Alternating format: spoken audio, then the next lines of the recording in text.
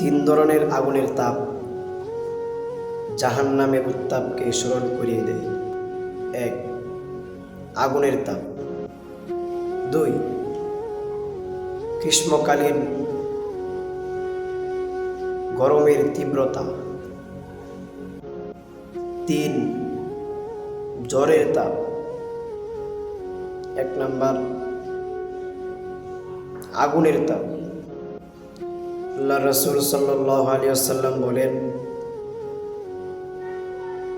জাহান্নামের 70 ভাগের 1 ভাগ আগুন এই দুনিয়ার মধ্যে দেওয়া হয়েছে, কিন্তু আমরা এই দুনিয়ার সাধারণ আগুনই তো সহ্য করতে পারি না, আর যদি জাহান্নামের আগুন কিভাবে সহ্য করব? অথচ এই সামান্য দুনিয়ার জন্য আমরা কতই না ব্যস্ত হয়ে গেলাম। রমজান মাস আসছে, একে একে রমজান মাস আমাদের কাছ থেকে বিদায় নিয়ে যাচ্ছে।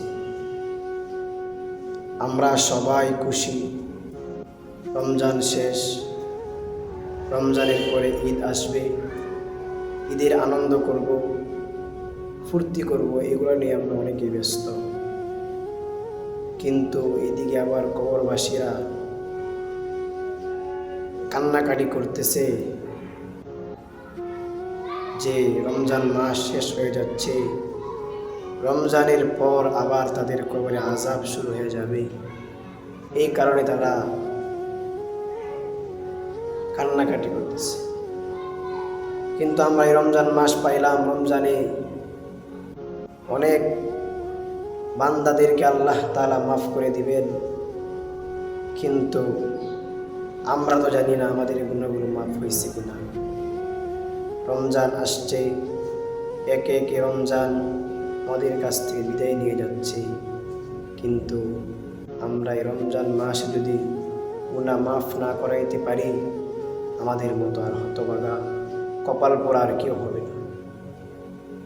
তাই আসুন আমরা এই রমজান মাসে আল্লাহ তাআলার কাছে ক্ষমা চেয়ে আল্লাহ তাআলার নৈকট্য হাসিল করতে পারি, যেন আমরা আল্লাহ তাআলা যাদেরকে মাফ করে দিয়েছেন, যাদেরকে আল্লাহ তাআলা ক্ষমা ঘোষণা করেছেন, তাদের কাতারে যেন আল্লাহ তাআলা আমাদের নামটাও শামিল করে দেন।